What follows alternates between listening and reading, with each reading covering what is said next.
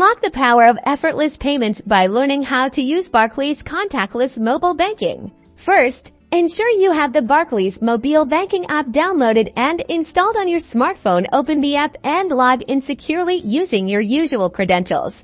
Once logged in, navigate to the section that manages your cards or payments. This is usually found within the app's main menu or dashboard. Tap on the debit or credit card you wish to use for contactless payments. If you have multiple cards, select the one you want to set up. Look for an option to enable contactless payments for that specific card. This might be a toggle switch or a button labeled Add to Mobile Wallet or similar.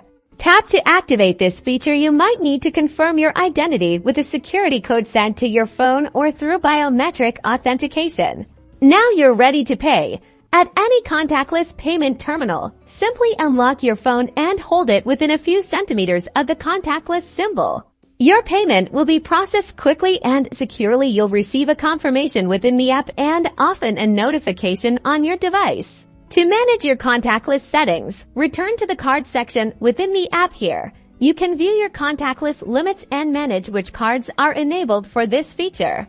Enjoy the convenience and security of making payments on the go with Barclays contactless mobile banking.